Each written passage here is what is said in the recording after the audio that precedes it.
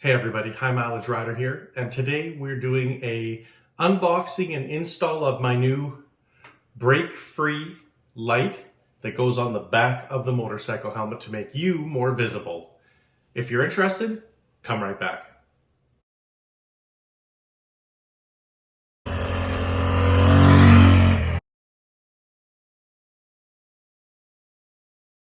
So one of the first questions you may ask yourself is, why more lighting?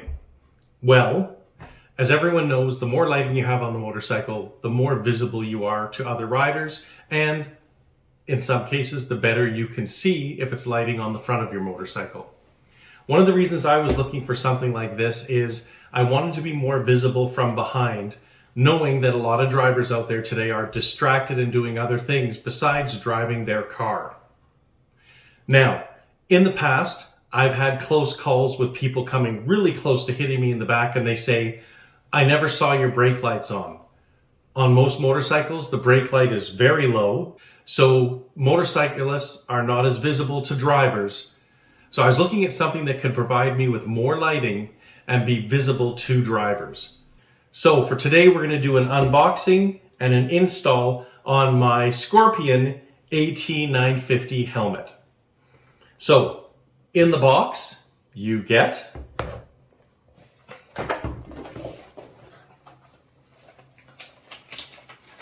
a template, a quick start guide, that they do very much want you to read. You get the brake-free unit.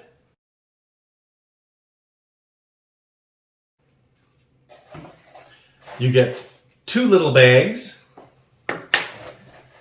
You get a alcohol wipe. Let's move this to the side. You have a cord for charging the brake-free unit. It is a lithium-ion rechargeable battery. On the bottom, there is a little compartment that you just lift up, and then you attach the cord there.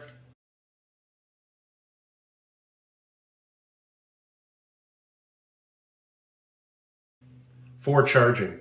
When you charge it, there are two lights at the top that come on. They flash while it is charging. When the unit is fully charged, the lights are solid.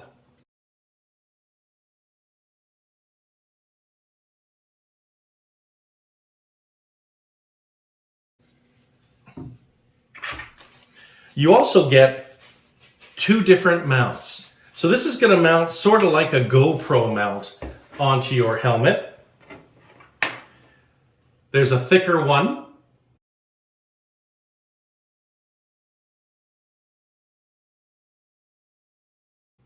And a thinner one, depending on the type of helmet you have. And what these do is there is an indentation in the back of the brake-free unit where the side without the 3M tape goes in, you push up to click, and then that is how it is mounted onto the back of your helmet. Now, every helmet is different. As I said, we're doing this onto my Scorpion AT950 modular helmet, and you'll notice when you look at the back of this helmet, it is not flat. It has a ridge that comes out, it goes back in, it comes back out, it goes back in. So, I will be using the thicker mount so that I can hold the brake-free unit a little bit farther away so that I can make it fit as flush as I can and not get hung up on these ridges. If you were using a helmet that was round on the back, perfectly round, then you could probably use the smaller, lower profile mount. But as you can see, for me to mount here, it'll have to mount about there, because that is the flattest spot I have. Now, in order to mount this, they give you an alcohol swab to wipe the back of the helmet. So we're going to wipe the back. Want to make sure it's nice and clean, and then you give it a few moments for the alcohol to dry. Now on my helmet, you'll see I'm very lucky. I have a white painted tab as part of the graphics that is right in the center of the helmet. So I'll be able to use that for centering the mount. What they recommend you do is cut the top and bottom of the template. Place the template where you would want it on your helmet. Put tape on either side. Then you would take your mount, stick it through the hole, put it on the mount, hold it there for about 60 seconds, and then you're good to go. We're not going to do it that way, simply because of the uneven surface on the back of my helmet. So what we're going to do is we are going to attach the mount onto the back. Then we are going to decide where we want this to be. Now, one of the things is because of the uneven surface here, I'm going to have the brake-free unit sit a little bit further out. We're talking millimeters than if this was flat, so that when I go to push it up to take it off the mount, it doesn't hit these ridges. And again, this is just for the Scorpion AT 950 helmet. So this is where we are going to be mounting it, right here. So what we're going to do is we are going to peel off, hopefully, the 3M backing. There we go. You just peel that off. Now, 3M backing, if you've never used this before, 3M tape is very powerful. So really make sure you have it in the spot you want before you press it on, because it's very difficult to take off after.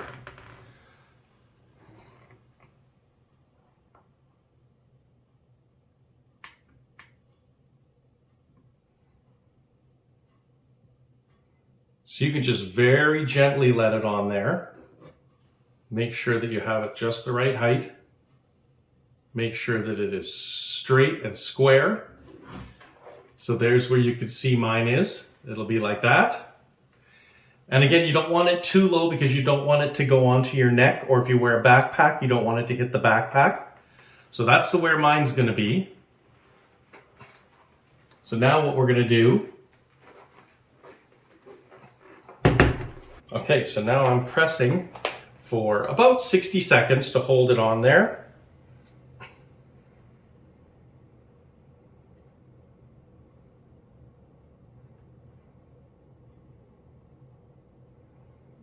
Now, normally before you put your brake-free unit on here, they like you to let the mount sit for about 2 hours. 3M says the full curing process takes about 24 hours before it is fully bonded onto your helmet. Okay, so that is 60 seconds. And that mount looks beautifully secure on the bottom, on the sides, given the weird shape on the back of my helmet. So there you can see. So now if you wanted to take it off, all you do is lift it up and it pops off. Put it on, you push down. Now, let's show you the unit on. In the quick start guide, it shows you wonderful pictures of what to do to put this on, how to get it centered, and how to use the device. So, in order to power up the unit, you're going to press the button once. When you do that, two lights, one on the top, one on the bottom, will flash, and they will flash either once, twice, or 3 times, letting you know how much charge is in the unit. Now, I've already fully charged this so that I could show it to you. It came probably about 50% charged in the box. So 1 blink means it has less than 35%. 2 blinks means that it has 35 to 75% charge. And 3 blinks means that it has 75 to 100% charge. So let's press this once. There's 1, 2, 3. 3 blinks. So it is 75 to 100% charged. There are a few different modes that you can use with this. The way you circle through the modes is now by pressing the unit. This is the first one where the light is on, the sides flash. Now when you do the accelerometer, there is an accelerometer in here that measures when you are slowing down, when the helmet is now slowing down. So I'm going to move this forward and then come forward to me and stop, and there's the brake lights. The other option, press it once, is for just the top and bottom to be lit. And again, there's the braking function. Or press it one more time and you can have the whole thing lit. And again, come forward, stop it, and there's your brake. I personally like this function because I find it'll be eye-catching and you get the great function of the brake light. To turn it off, you press and hold for 2 seconds. And then it goes off. And that's all there is to it, to attaching this onto your motorcycle. Onto your motorcycle helmet, not your motorcycle. Now, I believe that this is going to provide a far superior view for drivers behind me to see that I am braking. As I mentioned, this has an accelerometer on it. There's no cables to attach anywhere or anything. They say this battery, when it's fully charged, will last 10 to 12 hours. It is a fully sealed unit, so you'll be fine in the rain and the wind. Dust won't be able to get into the unit as long as you completely close the flap on the bottom that holds the charging port. The other thing is the accelerometer will let people know when you are slowing down if you don't use your brakes. We as motorcyclists, I know I'm guilty of this as well, we like to use engine braking to slow down. One, it's very efficient. Two, it sounds really cool depending on the bike you're using and the exhaust you have. But if you think of this, if you're traveling at 60, 70 kilometers an hour and you start slowing down for light that you see ahead of you, excuse me, and you don't touch your brakes, how does the person behind you know that you're going to be coming to a stop? They don't. So if they have a moment of distraction looking at their cell phone, eating a sandwich, playing with the radio station, whatever they're doing, they can very quickly be right on your butt and potentially hit you. So this way, every time you slow down, when you roll off the throttle, this will come on at eye level for the driver to let him know that you are slowing down and coming to a stop. So it should be much, much safer. All the other reviews that I've seen have been nothing but positive for it. So I'm looking forward to using this summer. We'll do a long-term review of this unit and we'll let you know what we think of it. But given that the battery lasts for 12 hours, I think that it's going to be really good for our trips. So I hope you enjoyed this unboxing and installation. If you enjoyed this video, please consider giving it the thumbs up, hitting that like button. Consider subscribing to the channel. If you hit the notification bell, then YouTube will let you know whenever we have new videos coming out. And until the next video, make sure you keep that right hand cranked and the rubber side down.